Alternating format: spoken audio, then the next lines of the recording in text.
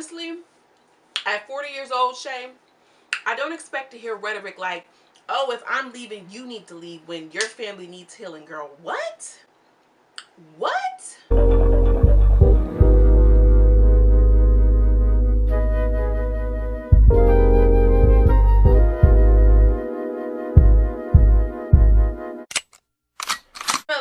Lady girl from around the way, where we have culture, conversation, and community. And in today's video, I'm going to be talking about the season's premiere of Iyanla Fix My Life. Okay, so Iyanla has been off the air, which seems like forever. Sis, where you been at?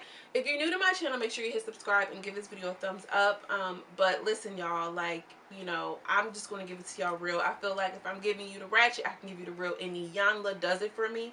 She does something in my spirit. Okay, so I had to come here.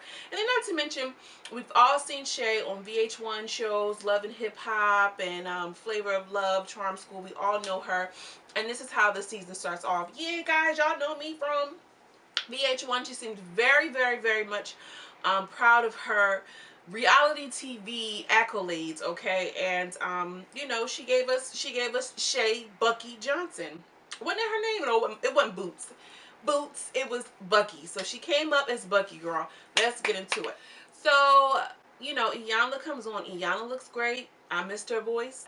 I missed you, Iyanla. I'm so glad she's back on air. Give me some, you know, TV of sustenance. Ooh, I loved it. So the mom comes on, and mom looks good. Mom, you know, mom is holding it together. Because if Shay is 40, I don't know what. Mom maybe got to at least be 60. Mama's looking good, okay? It pretty much starts off with saying, like, the hardest part of being a mother is being a single mother. I mean, I know that a lot of people can relate to that. But mom has issues with expressing her love for children. And I noticed that, you know, it's harder in this situation where you're the sole provider, you're the sole parent. You know, sometimes relationships come to an end and then the children suffer, but the mom is the only one left picking up the pieces. So there might be some resentment there. There might be some things that happen. They didn't really go much into the breakdown of the relationship between mom and dad and why they divorced. But definitely mom is emotionally unavailable now as she were when they were children, which is, you know, obviously, you know, affected their adult lives. So which is why we're here. Shay was actually the one who wrote into Iyanla, which I always think it's important to determine who reached out to who, because she obviously knows that her family needs healing. So in my mind, if I'm reaching out to Iyanla, I'm ready to do the work, as they say. So Shay reached out. But honestly, I'm questioning, did she really reach out, or was it her publicist? Because the way that she responded and behaved, y'all, okay, gives me very much publicist vibes. Let's get you on this because, you know, Love and Hip Hop is tripping right now. We need to get you in front of the camera. But we're gonna see. Mom comes on. She's very nice, very soft spoken. She's like, oh, thanks for inviting me. And Iyanla off the rip, no. I didn't invite you here. Your daughter wrote into me. I'm like, ooh, Iyanla, she coming back right on their necks, right where they need to be. I love it. I love how cutthroat she is. You know, she do her little Iyanla laugh or whatever the case. Come on, Iyanla, let's go. Let's jump this thing off right. We ain't gonna start with all the niceties when you're here because your children are here because of you, okay? So Iyanla gives her an opportunity to kind of pretty much decide she thinks she's brought onto the show. And pretty much Iyanla sums it up as, you know, you were a great provider, but a terrible mother. And I think that a lot of single parents struggle with that, okay? When you are trying to give the best financially, when you're trying to compensate financially for an absent parent, that is your main focus, okay? Maybe I can't, you know, do what you want me to do right now because I got to get up and take a nap, 15-minute nap in between my, you know, my third shift. You know what I'm saying? So I think that's very relatable, and I think that this episode has the potential to touch and impact a lot of people, a lot of young mothers, old mothers, and just heal that trauma. This is why I like this type of TV show, because it's for real. The mom starts off with comparing her daughter to sons, which is one of the most horrific things that you can do as a parent. And Iyanla definitely says the same thing. Like, you cannot compare the two. You can't compare children no matter what gender. But, you know, moms, black moms specifically, are infamously known for treating their sons different than their black daughters. So, you know, that's going to be a common theme that's going to come up within this episode and just in general within the Black community. And it's just something that is just so prevalent but so not discussed. I might do a video on that. Give me a thumbs up if you think I should do a video on that, because girl, we can get into it. Mom pretty much just says that, you know, the disrespect started in middle school. She came home from work one day, probably, you know, coming home trying to catch a little break, and she caught Shay in the house smoking with some friends. And they ended up into a verbal altercation, which prompted Shay to call her mom out of her name. And then she, you know, ran away for 2 weeks. And then she's like, wait a minute, she ran away for 2 weeks. And she said, yeah, well, she was crying and asking to come back, you know, but I wasn't allowing it. Like, well, damn, in middle school, I mean, what's the oldest age you are in middle school? 12, 13? I'm like, you know, 2 weeks is a long time for your woman child, your girl child, to be out into the world because of, you know, smoking. Or because of anything, you know what I'm saying? Like, come on, like, we got to do better than that. And Iyanla relates to her, and this is what I think sets Iyanla apart when it comes to these talk therapy shows and, you know, things of that nature, is because, you know, Iyanla, you know, admits I'm not perfect, but she gives it to a fruit. She said, one time I kicked my son out and said, take everything off that I bought you and go outside. She says, I had him down to his underwear. He was begging and crying on that door to come back home. You know what I'm saying? And I never had an issue with him then. But this also starts to talk about like how we have breakdowns in relationships that never get fixed. You know, you don't know how this impacted this girl being kicked out, you know what I mean, at 13, 14, or 12, however old she was, for weeks at a time, and knowing that my mom is not allowing me back home. It's something about that says rejection and abandonment when you kick your children out, y'all. I cannot express it enough. And I'm speaking from a personal experience, many personal experiences. It just really speaks to character to me, that a mother will allow her girl child, okay, into this world and into the world of the predators. You know what I'm saying? There's nothing so horrific that you let your baby girl go out into the world and you don't care, or you're that upset. I hope y'all get that. So, you know, mom has some shit with her for real. So as they're discussing, Iyanla was giving her back some words that she had said about her daughter, and they get caught up on the fact that the mom calls her daughter a demon from hell, and the mom is cool as a cucumber. I didn't say that. No, I didn't say that. And Iyanla's like, lady, bring the tape. Erica, bring the tape. She gets the producer to come over to bring the tape. And she's like, oh no, you mixed and manipulated my words and y'all chopped it up. I'm like, girl, you know her daughter working reality TV. She's talking about somebody mixed and matched her words, okay? And she's like, no, you said this. You said this. It was like, yeah, it was condensed. But she definitely said this. And it really just shows that the mom has no accountability whatsoever. So I can only imagine the type of frustration that these kids are feeling when it comes to never having accountability as an adult. And I'm a child, and now I'm an adult, and you still don't have any accountability. It invalidates every one of my experiences of you and my truths, and it's just so frustrating. Oh my gosh, y'all, I cannot tell y'all how triggered I was by this episode. I'm trying to keep it in, okay? I'm trying to reel it back before it even go off track. It becomes very, very clear that mom is in complete denial, and she's there to like kind of save face and put on for the cameras, I feel like. But I also get the indication that behind cameras or off cameras, she's still very much not going to take responsibility, but way nastier. Very nasty disposition. So anyway, Iyanla comes back and says, you know, I have some homework for you. I want you to answer some of these questions about your kids. You know, what's their favorite color? What did they want to be when they grow up? What was their favorite activity? You know, things that moms know when they're involved, you know what I mean, and present in their child's life. So mom goes away. You know, it's just time for her to do the work. She got some homework to do. Got it. In comes Shay, okay? In comes Buckey, all right? And she's serving Pink Panther vibe. She has on a silk pink blouse, okay? She has on a quilted, knitted ribs, you know, crochet skirt, girl. And she's giving me very much Big Bang Bisha with her bob, you know what I mean? Very much new age Charlie and the Chocolate Factory bob.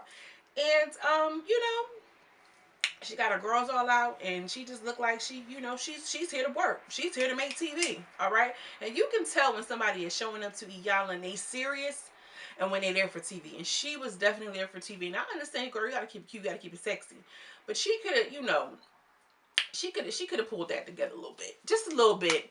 We ain't need all that to sit in front of, you know, your brothers and Miss Iyanla. Really, Shay? But hey, I guess she wanted to stay on brand, girl. So as she comes in, they have them do exercise when they look into the mirror, and around the mirror are questions like, "Tell me, what do you see? Tell me, how do you feel?" or whatever the case about yourself. And Shay's looking in the in one of those you know, clown house fun mirrors. Oh, girl, this lash. I'm so sorry. Shay is looking at one of the clown houses, like fun distorted mirrors, and she's like, "I see a beautiful black woman. I see a strong black woman. I see." I'm like, "Okay, girl, I know that's right. You better speak them affirmations. Even if the mirror was wrong, I can understand something she did say." She said, I see self-made. Now that's something that I can relate to. She don't care what that mirror is saying. Back to her, she said, "Girl, I see self-made. I don't care how distorted this image is." So they go off, and she sits down with Iyanla with her silk blouse and her big baby shabab. And, you know, they're having a discussion. And she's like, "You know, your mom did the same thing. She looked in a distorted mirror and said that she's seen, you know, a strong, beautiful black woman." Well, you know that the image is distorted. Which I found to be interesting. Like, I wonder how I would have responded. You know, like, are your critical thinking skills on? You know what I mean? She's trying to still trying to make TV, right? She's not gonna say, "Girl, I see something messed up. I see something jacked up. I see something broken." So, you know, it was kind of like one of those weird exercises where I'm interested to know how other normal, you know, regular people would have responded if they didn't have to put on faces because they've been on, you know, Love of New York or Love and Hip Hop Miami, whatever the case. However, to Shay's credit, she comes on and she seems like she has more awareness, or at least more accountability, than her mother. So, you know, Iyanla's just, you know, building some rapport. Shay, Miss Shay, let me know what's going on with you. I think her name is Miss Shay. You know, what's going on with you, and tell me, you know, why you're here, or whatever the case may be. And, you know, Shay just reveals that, you know, my mom has done and said some really mean and hurtful things. And as a growing young girl, those things stick with you. I couldn't agree more.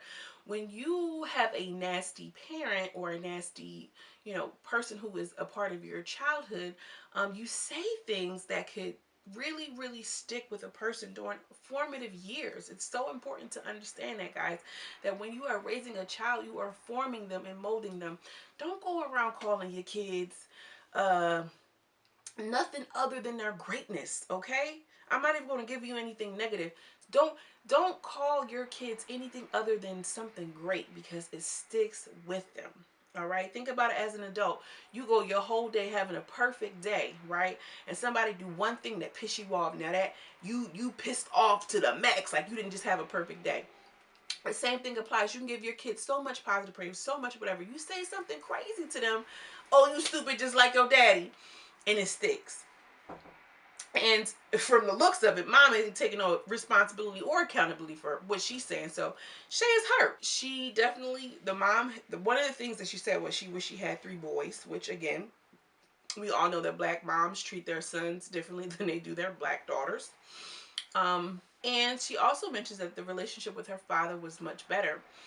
And you know how Iyanla does. She speaks in the spirit. She's like, "Yeah, why didn't my daddy come get me? Why didn't he?" You know, whatever the case may be. You know, and it evokes a lot of emotion and shame.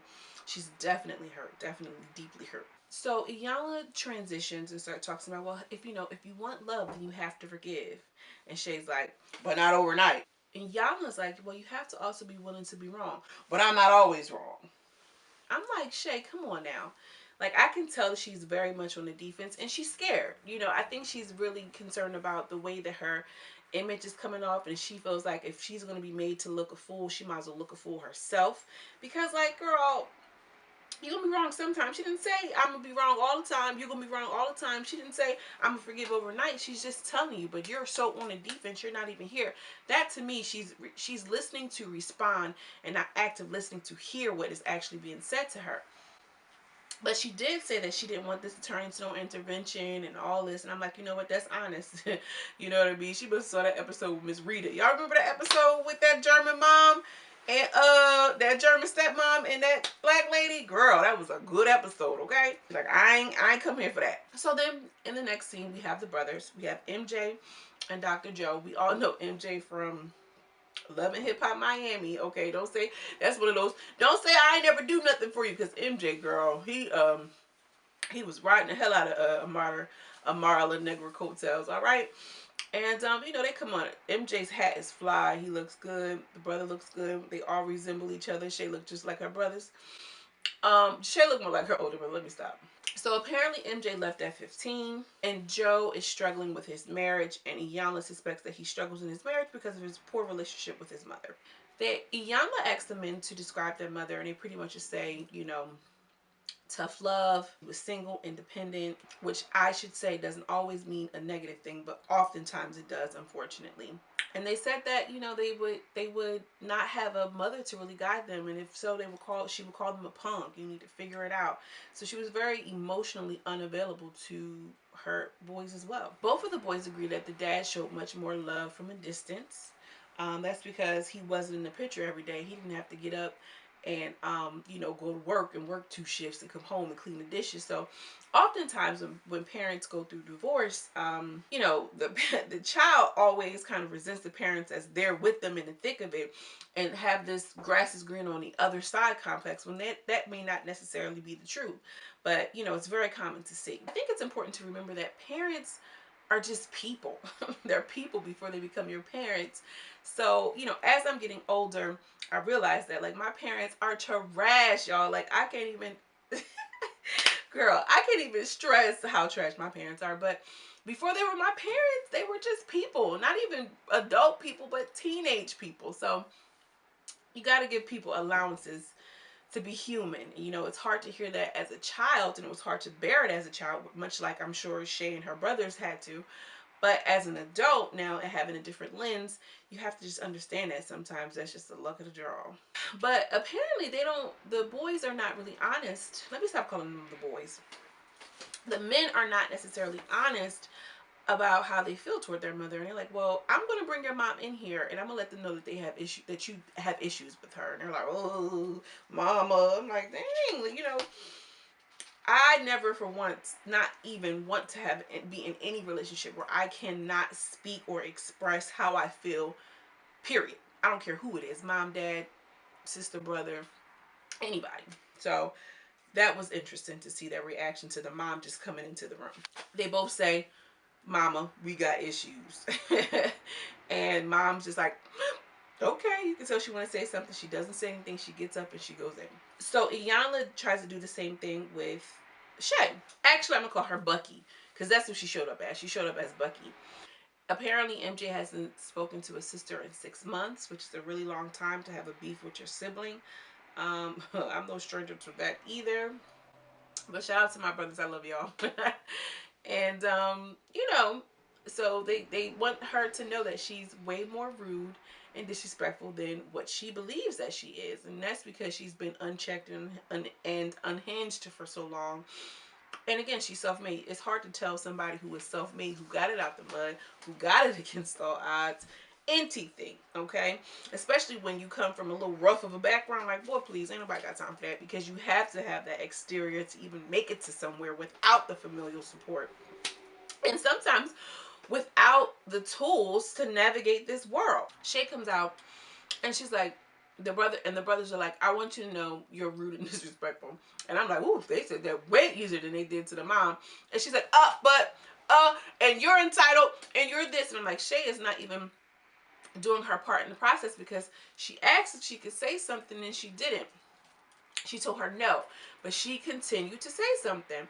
And it's like, you can't imagine, you can't just like, have you not seen Iyanla?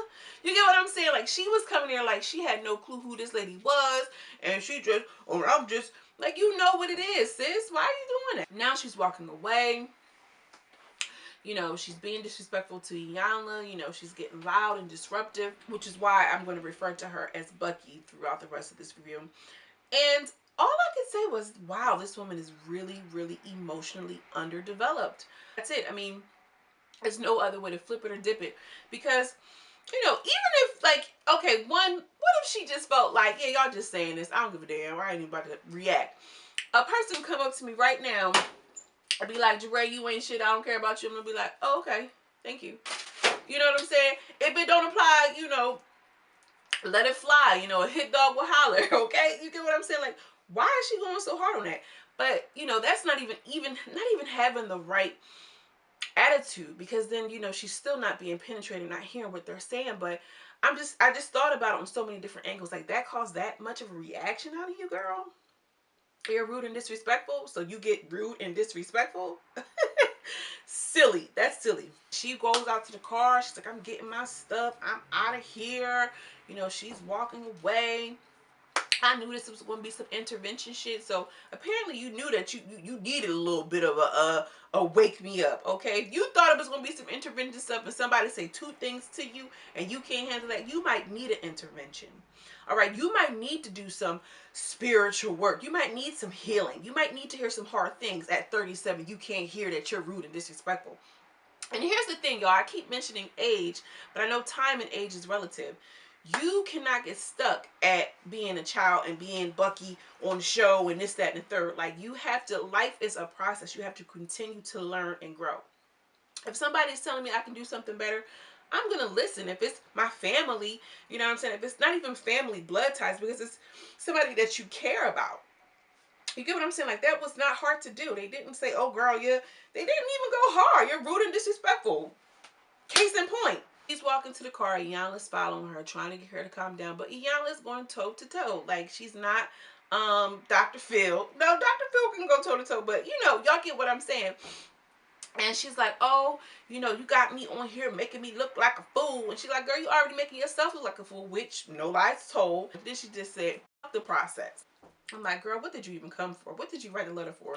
Again, her publicist wrote that letter. Honestly, it was giving me very much Kamaya Mobley vibes. And Kamaya's what? She was what, 18, 16 at the time? Shay, girl, cut that shit out. Iyanla, like, I don't care if she come back with Jesus. She can come back with baby Jesus in the manger. Okay, she can come back with Jesus riding on a donkey. Any phase of Jesus you want, she ain't coming back into this house. Okay, I'm like, ooh, Iyanla is sick of her. Hey, then we have a segment where Iyanla is speaking with another therapist. I think it's good to have a sounding board. That's new, new to the show. You know what I mean? I think that Iyanla, that lets me know that she is constantly trying to grow. Okay, we were just talking about that. Like, you know, let me give it from let the audience hear from a different perspective, not just me, because I don't want people to think that her own celebrity, right? Because Iyanla does have a little bit of celebrity. It's not going to impede on the integrity of her work. Come on, Iyanla. So in the next scene, we have Mom came back. She's giving me shoulder vibes. Shoulder lean, shoulder. I said, look at Mama. Go ahead, Mama. Mama is fine, all right? She is serving some looks, all right? Iyanla asked her to do some breathing exercises. They discussed their homework, which, if you don't remember, it was about what your kids liked, what they wanted to be when they grow up, you know, what favorite color was their color, and this of that nature. Just real quickly, make sure you give this video a thumbs up and hit the subscribe button if you are enjoying this review. It really helps me out, and thank you. But Mom pretty much is like, well, when I was thinking about the homework, and Iyanla asked her, what did she think about it? She's like, well, it made me think, do they know anything about me? Do they know my favorite color? Do they know what I want to be when I grow up? I'm like, sis, it's not about you. And Iyanla corrected it immediately and was like, first of all, you're not going to be able to compare what you give to your children, what they give to you. You're the mama. And that's the thing. Like, these moms be so wrong, girl. Oh, girl, trigger. So the next scene, we have MJ and Dr. Joe, and they're pretty much discussing, you know, what they need from their mom. Iyanla gives them cue cards, and she said, tell me what you need from your mom. Joe starts off with, you know, I needed a hug. I needed more intimacy. I needed my mom to be emotionally available to me. MJ says something along the lines. Then they say, you know, well, tell me what you needed from your brother. And MJ kind of just breaks down. The brother had no idea how to console, how to care for, how to nurture. And, you know, you see that in families that just never had it. They don't know how to do it. They don't know how to give it. So they don't know how to even receive it. And MJ said, I felt abandoned. I felt abandoned by my brother. and Iyanla had to give them some kind of hand over hand prompt and model behavior, like hug on your brother, hug him. You get what I'm saying? And they hug each other, hug each other out, give each other love, and you lean into him and y'all hold one another up. I thought that was such a beautiful and powerful scene, man. It's so amazing to see, these families heal and these black men be vulnerable with one another. It's very hard to do. It's hard for them to be honest and vulnerable with themselves, girl, let alone, each other. And one of the things that I love about Iyanla, and this is why y'all can't say nothing bad about her, she said, you know what? I wouldn't impugn on your dignity. Go outside and take your brother and give it to him for the real. I got enough what I need on the cameras, baby. Y'all go do that outside. And that's just what I love. I love that. I love to see it, love everything about it, and that's how you do it. So now we have Mom and the brothers, and they have their words together. Joe says, Mom, you weren't the mom that I needed you to be. You were strong and independent, but you weren't the mom I needed. Mom says, I hear you. I was strong, but I really wasn't strong. That was a wall. Okay, I had to be. That was the only means of me trying to provide and protect y'all. But then she goes into, Iyanla felt like she was just making excuses. So she corrected her. She's like, just acknowledge. Just acknowledge. Sometimes that's all it takes. I hear you. I understand. Okay, I'm listening. And that's just so important, y'all. Sometimes we don't need a whole bunch. Stop putting so much on it. Oh, girl, let me not. This was a good episode, y'all. I missed this TV. I miss this type of, content right here. Can't you tell? I'm excited. MJ fools on breaks down, okay? He's like, why didn't you hug me, mama? Why didn't you love me, mama? And the mom's like, I just don't know how. And Iyanla's like, girl, get over there to your son. Get your son them bosoms. I'm like, you know what? That is something else. Because, guys, men still do that today. Like, they just want to be, held. It's just an instinctual nature thing to me anyway. They try to get Shay on the phone because they want Shay to be a part of the process. They're actually moving forward. And she's like, oh, that lady's on an ego trip. She wants me to bow down to her. I'm like, girl, it sounds like you're the one on the ego trip. Like, you are on the show to get this woman to help. It's not about bowing down. She wants you to be real and vulnerable and be honest. You can't even do that. It's not about bowing down. Where is her mind at? Where is her mental? Then she says something that lets me know that this chick is really, really stuck in a time zone, because this is not a 37-year-old response. She said, when I walked out of that house, y'all should have walked out of that house. What is this, the cafeteria, right? Like, who's doing that? We are adults trying to get healed, okay? What do you mean? What does she mean by that? I still find that laughable, honestly, and silly. But the mom is, doing her part. Shay, I really want you to be here. And she's like, well, y'all wouldn't be there without me. I'm like, who's really speaking out their ego? Very immature. Very, very immature and emotionally underdeveloped. Ugh. Gotta do better. Joe and his wife have a little segment. I'm not about to talk about it because this video is already going to be long. Joe is terrible because his mom was terrible in the story. The wife is a good girl. She's sitting up, perfect posture. He's kind of arrogant, but they make it to a good, solid place. Cool. Girl, Shay Buckey Johnson comes back with her good old nasty. All right, she gave us classic Shay Johnson lace front. We talk about Love in Miami, first, second, or third season, whatever. The first seasons we saw her in the confessionals on Love and Hip Hop Miami. Blonde bob, okay, with the piece of the hair in the front. Okay, we got that. We got that with a red lip, with a girl with a latex playtex pleather skirt. All right, if she bent over, whole cooch would fall out. Black on black. I'm like, girl, what are you going to an AC/DC concert? Giving me very much steampunk vibes, with the wig being old and repurposed down to that recycled leather she was wearing. I was leading the conversation as an older brother. I think he did an excellent job. I think, he was there to really do the work. And Shay's like, Shay's like, well, I've always been forgiven. And the brother's like, just listen, Shay. Just listen. Just don't talk. Just listen. He's crying. He's full on bearing his emotions to this woman. And she's like, still trying to save face, like she's on the chopping block and it's elimination night, girl. Dr. Joe ends up asking her to look at her brother MJ, and they talk about how they haven't been speaking in 6 months or whatever the case. And then she did the same thing for the mom. And I'm like, wow, she has literally the same mannerisms as her mom, making all those faces and just feeling the energy. And honestly, the mom gave her a good, heartfelt, worked out apology. And I get the impression that they did a lot of work off camera to be able to get through to Shay, because she had to be disarmed completely. It was like her brother started with the emotions, MJ started, and the mom just came in hook, line, and sinker. And you know, she's still being nasty, like, oh well, Iyanla, you know, she was supposed to be here. I guess, you know, she needs time from me and I need time from her. No, girl, you are crazy. Iyanla turned around and laughed like, this lady is crazy. But one thing I do want to notice is that Iyanla realized that sometimes her presence triggers people. And I think that was the purpose of her now being in the control room and giving the family member the tools to navigate their dysfunctions and to navigate their traumas a little bit differently. And I think that this speaks to the integrity of the work that she does. She seriously wants to see people heal and grow from this. I am completely moved by this episode. I will be tuning in. I cannot wait. I've missed Iyanla. Again, please give this video a thumbs up and subscribe. Share if you care. I really appreciate it, and it helps me out tremendously. Let me know what y'all think about this episode. I'm glad to see this back on TV. I cannot stress that enough. All right, I got my whole entire life on Saturday, although y'all probably be seeing this on Monday. Cause girl, okay.